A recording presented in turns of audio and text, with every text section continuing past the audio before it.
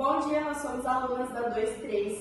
Eu me chamo Nicole. Eu sou Stephanie. Eu sou Yasmin. E eu sou Isabel. E hoje a gente vai apresentar sobre fractais. Um fractal é uma figura geométrica complexa que exibe alta similaridade em escalas. Isso significa que esses padrões eles se repetem e se assemelham à forma original.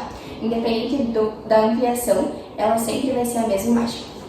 Bom, as propriedades fundamentais.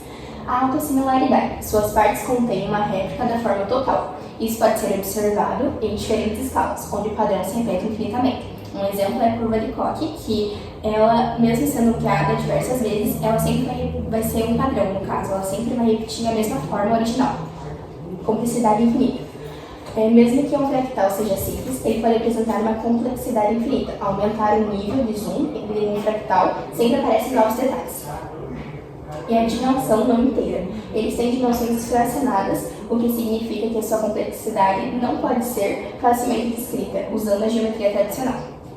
Como foi dito no início das apresentações, os fractais eles podem ser encontrados em diversas ocasiões. E eu vou falar deles nos padrões naturais. Bom, primeiramente a gente tem árvores e flores. Nas árvores a gente pode encontrar mais nos galhos, que de um galho principal ele vai criando outros galhos e assim por diante. E ele também varia muito de tamanho e grossura. Nas flores é mais visto em pétalas, na distribuição das pétalas. Mas a gente tem um exemplo do girassol, que tem a espiral no meio dele e em sementes. O formato dos rios, no caso, pequenos afluentes que se conectam a um rio maior. Aqui a gente consegue ver bem na imagem, que são pequenos corregozinhos que vão se conectando até chegar no maior. E se a gente reparar bem, eles parecem muito com os galhos de uma árvore. Eu coloquei aqui para conseguir ver bem. A formação das nuvens, que mesmo elas sendo muito irregulares, elas se repetem, mas se repetem em diferentes escalas. Isso ajuda muito na análise da previsão do tempo, e isso também acontece nas montanhas. Por conta das suas elevações e depressões, elas ficam muito irregulares, então elas também se repetem, mas em diferentes escalas. E por último, os sistemas biológicos, que no caso são os sistemas do nosso corpo, como os pulmões e vasos sanguíneos. A gente pode encontrar os fractais também na arte e na arquitetura. Na arte, muitos artistas eles utilizam para a criação de obras de artes digitais que exploram a autossimilaridade e que é mais presente em artes contemporâneas. Já na arquitetura, muitos arquitetos eles usam nos seus projetos para criar edifícios para ficar mais harmônico com a natureza. Mas isso não é por uma questão de estética, e sim por ser mais eficiente em questão de matéria e energia. E o design gráfico, que é mais utilizado para criar texturas, animações e efeitos visuais. Aqui a gente tem um exemplo de arquitetura, e aqui os outros dois de arte. Bom, um fractal é uma função matemática que pode ser transformada em imagens, animações, músicas, entre outros. E com isso, a fractal é uma imagem que se repete inúmeras vezes, no caso, infinitamente. Com isso, temos o uso de fractais na criação da arte digital, que é onde eu falei que esses fractais podem se tornar em imagens, animações, etc. E também ele se destaca pela sua complexidade infinita de repetições e padrões, no caso, a mesma repetição sempre. O conjunto de Mandelbrot e o conjunto de Julia. O conjunto de Julia é esse aqui, onde ele é basicamente dois cachorros conjuntos e complementares definidos por uma função. E aqui a gente tem um conjunto de Mandelbrot, onde ele é dado pela análise de todos os pontos de um conjunto. Aqui, onde também no conjunto de Mandelbrot vai aparecer o conjunto de Julia dentro dele, onde no caso os dois estão juntos. E aqui temos um vídeo do conjunto de Mandelbrot nas suas escalas, que ele vai aproximando e vai mostrando sempre que a imagem vai se repetir. No caso, sendo sempre a mesma imagem.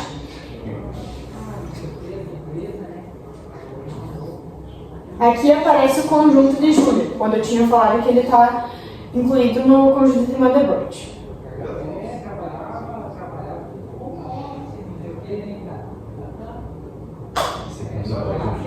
Vou falar sobre o conjunto de Mandelbrot, onde ele é caracterizado por duas fases.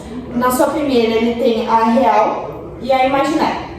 Com isso, a gente vai arrumar no plano cartesiano, que é esse aqui, o plano complexo. A gente vai arrumar a real no eixo das abscissas e a imaginária no eixo das ordenadas. Com isso, a gente vai para a segunda etapa, que é a estabilidade, onde a gente tem aqui a conta, que é Zn mais 1 igual a Zn ao quadrado mais C. Z0 igual a 0. Com isso, nós vamos descobrir o valor de C no plano complexo, onde você vai precisar de algum material que tenha cor preta, tipo uma caneta preta, um lápis preto, para colorir os pontos de C e ter uma conta estável. Bom, eu vou falar sobre algumas opções de ter utilizado os fractais. Uma delas é a compreensão de imagem. Essa técnica envolve representar uma imagem como um conjunto de transformação que podem ser aplicadas a regiões da imagem.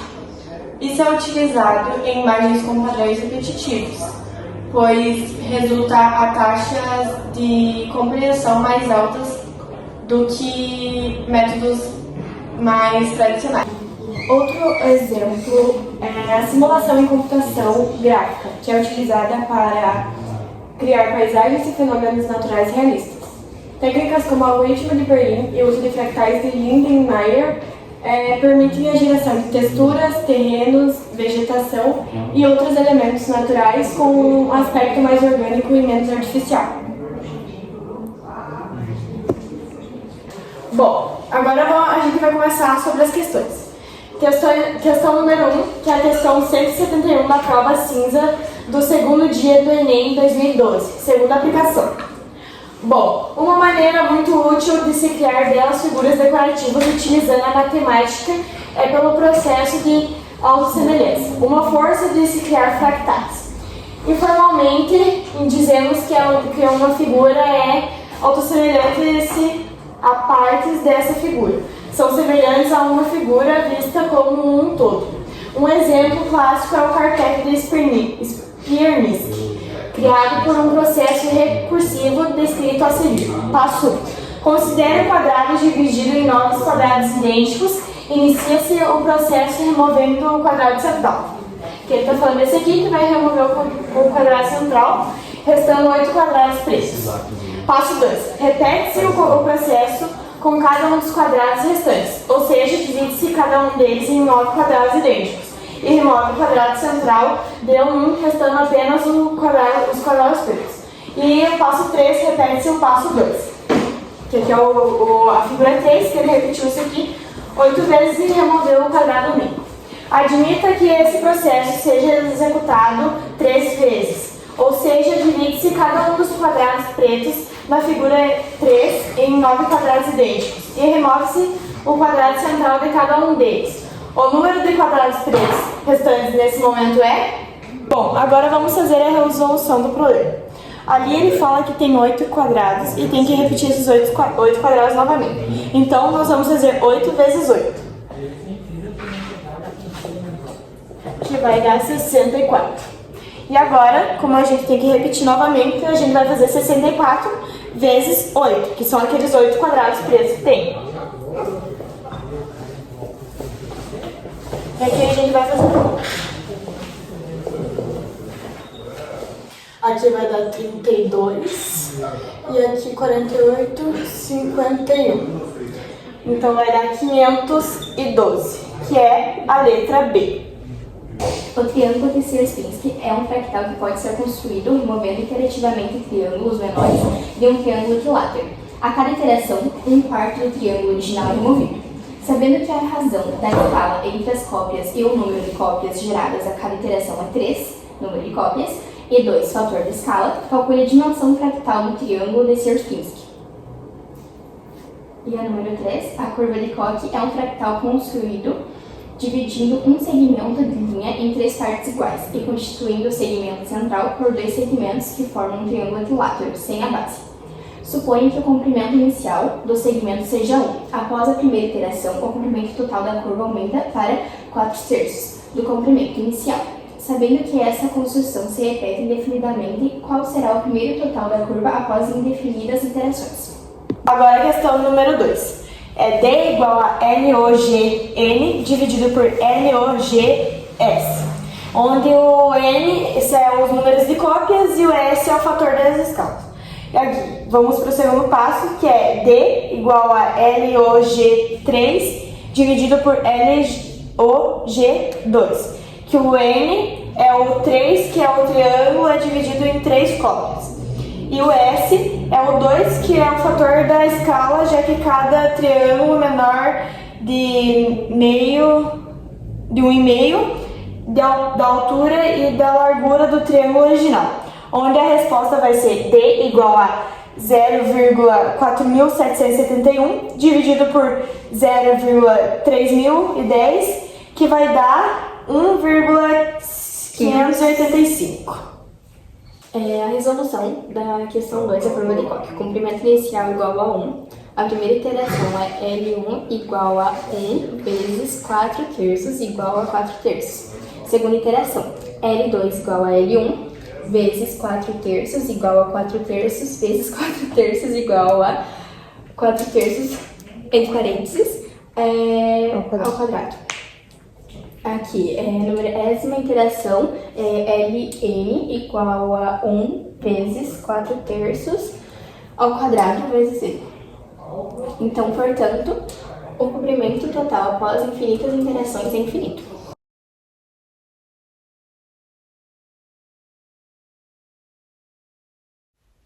Componentes do jogo. Cartas de pergunta. Cada carta contém uma pergunta sobre geometria fractal, distribuída em 3 níveis de dificuldade: fácil, médio e difícil. Cartas de poderes. São cartas especiais que permitem ao jogador realizar ações que podem mudar o rumo do jogo, como cartas de bônus. Essas cartas contêm pequenas explicações sobre conceitos de fractais. Se o jogador tirar uma carta de bônus, ele ganha pontos extras por aprender e compartilhar com o grupo. Tabuleiro de pontuação. Um pequeno tabuleiro ou bloco onde os pontos são marcados ao longo do jogo. Como jogar? Cada jogador, na sua vez, compra uma carta de pergunta do topo do baralho e lê em voz alta. Os outros jogadores devem permanecer em silêncio enquanto ele tenta responder a pergunta. As perguntas terão 3 níveis de dificuldade, cada uma valendo uma quantidade de pontos. Fácil, 1 ponto, médio, 2 pontos e difícil, 3 pontos. Se o jogador responder corretamente, ele ganha os pontos correspondentes e pode marcar no tabuleiro de pontuação. Já se ele errar, os outros jogadores têm a chance de responder e ganhar metade dos pontos, decisão feita pelo jogador à direita. Uso das cartas de poderes. Cada jogador pode ter no máximo 2 cartas de poderes por vez. As cartas de poderes podem ser usadas em qualquer momento do jogo, seja para melhorar sua pontuação ou para dificultar o jogo do adversário. Carta de bônus. Se o jogador pegar uma carta de bônus, ele deve ler o conteúdo em voz alta e compartilhar o conceito fractal com o grupo. Ao fazer isso, ele ganha automaticamente 2 pontos. Finalização. O jogo termina quando todas as cartas de perguntas forem jogadas ou após um tempo limite de 45 minutos, o que vier primeiro. O jogador com mais pontos no final é o vencedor. Estratégias de jogo. Acerte o nível de dificuldade. Jogadores podem escolher cartas de perguntas mais fáceis para garantir pontos ou arriscar perguntas mais difíceis por mais pontos. Use poderes com sabedoria. As cartas de poderes podem mudar o jogo em momentos-chave, então use-as estrategicamente. Aprenda e ganhe. As cartas de bônus incentivam a aprendizagem de novos conceitos sobre fractais. Compartilhar conhecimento também é uma estratégia para pontuar. Variações do jogo. Modo rápido. Reduza o número de cartas jogadas para 40 e defina um limite de 30 minutos. Modo equipe. Divida os jogadores em equipes e jogue cooperativamente para responder as perguntas.